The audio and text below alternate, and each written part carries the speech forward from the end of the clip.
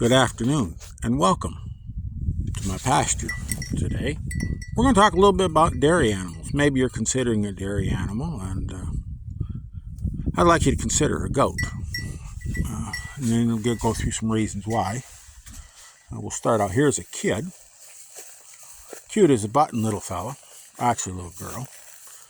And they grow pretty quick. One thing is, this kid at a little over a year will be producing milk rather than 2 years for a cow. So speed. Another thing, there we have the mother. It's an older doe, and she produces 4 liters of milk, roughly right now. It'll taper off here to around 2 liters by the time she dries up in the fall, early winter. But it's not such an overload of milk. 4 liters is a whole lot easier to deal with than what you can get out of a cow. A good cow will produce way more milk, eat way more feed, and take way more housing. So it's just manageable.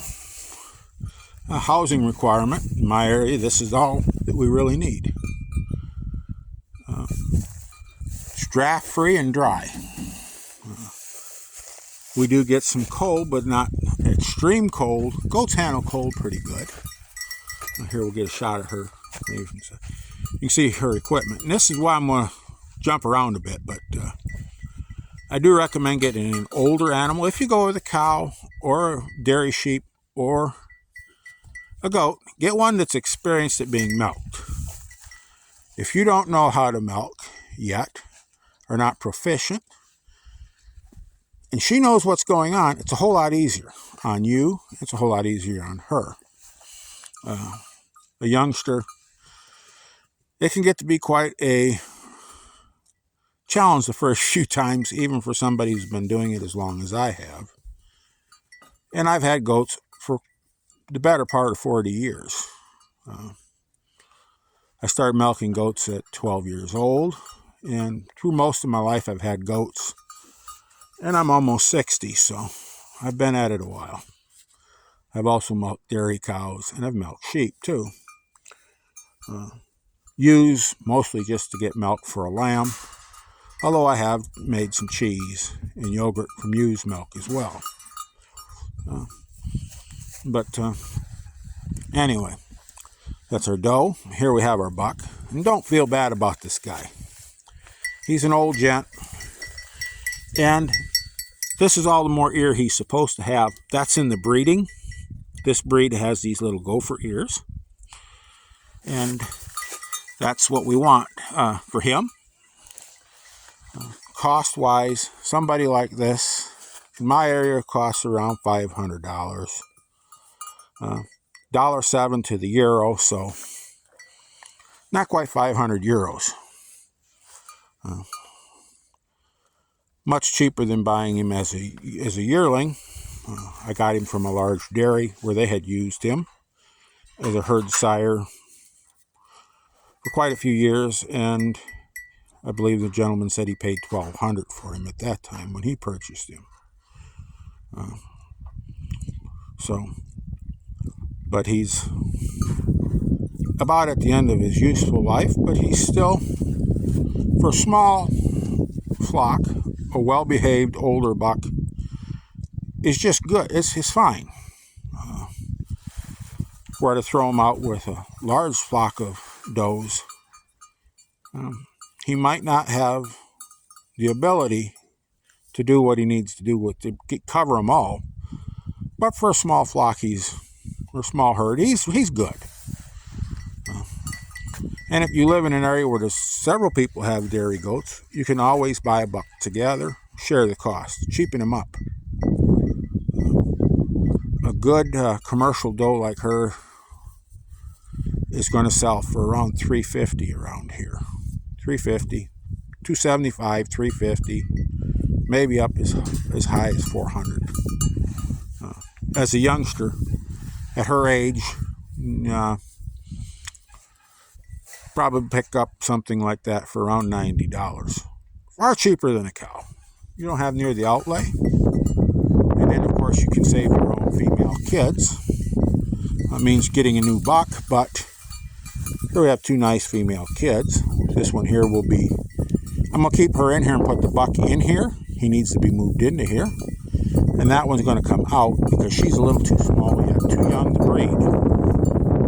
So I'm about 3/4 of their adult size when we breed them. But anyway, downside is you're going to be tied up every day, twice a day, about 12 hours apart to milk.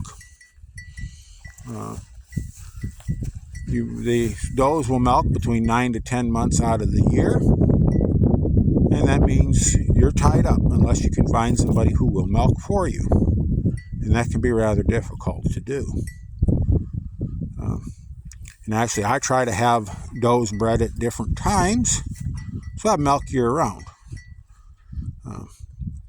I had a relative that recently quit milking cows, decided it was time to take a vacation. The last vacation he had was in 1968.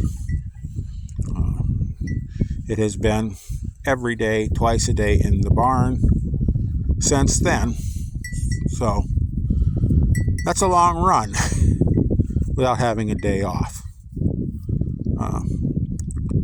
And with goats, I do know some people who come out commercially. They will dry all the herd up in December, have December and January off of milking. They still have to be cared for, but they don't have to milk for those 2 months. That is a possibility. For if you want a dairy animal, even a cow, you can, if you have one cow, you're going to dry her up. You're going to get that 2 months where you don't milk unless you have 2 cows, and then you just have a lot more milk. But with a goat, this amount of milk for making cheese, yogurt, ice cream, and table milk, one of these girls or 2 will do all you need. They do like to be in groups, so if you have one, you're probably going to have 2. A doe and a wether, or 2 does at minimum. And I will say, don't judge goat milk by what you get in the shops. Fresh milk, properly handled, is going to taste much better. You can control what they eat, and that will affect the flavor of the milk. Which we're going to go to the hay here now. For hay, I like this grass mix with this grass and red clover. I'm not a fan of alfalfa. I don't like the flavor it gives milk. But what they eat will affect the milk. And for grain, we are using a byproduct feed.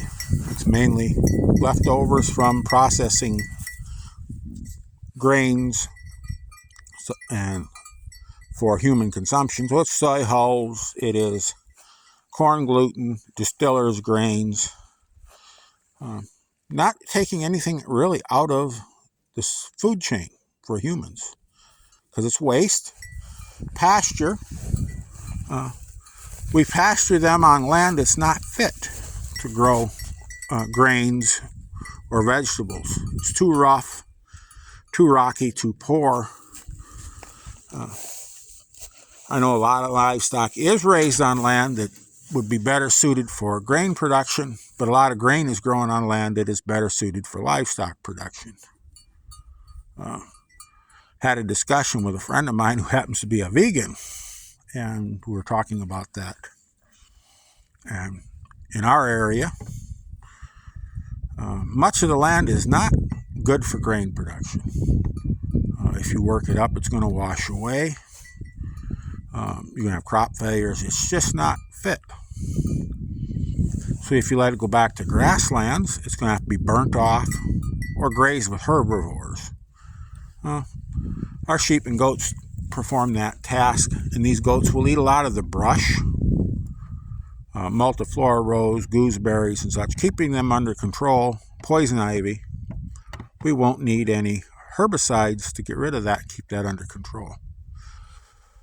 So they do, livestock can fit into our environment quite well. It's not necessarily that they have to take something away from somebody.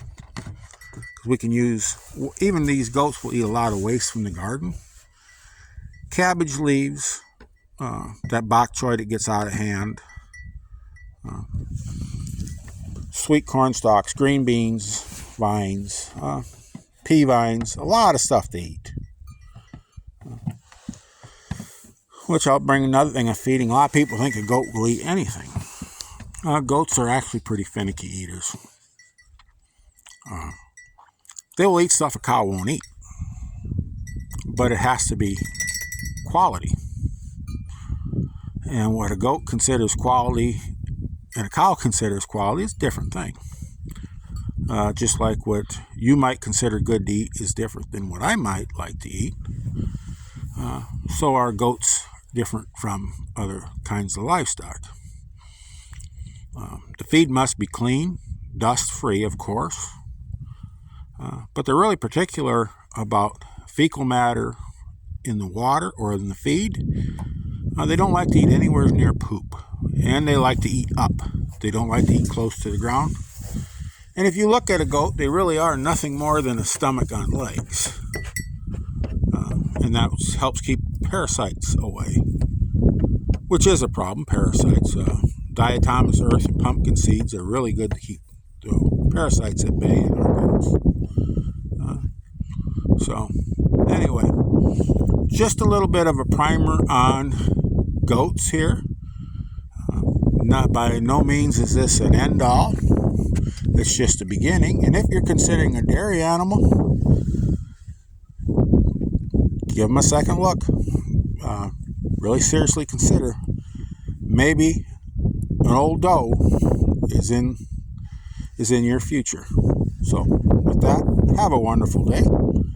Go out there, get your hands dirty, have some fun, try something new, and above all, keep growing.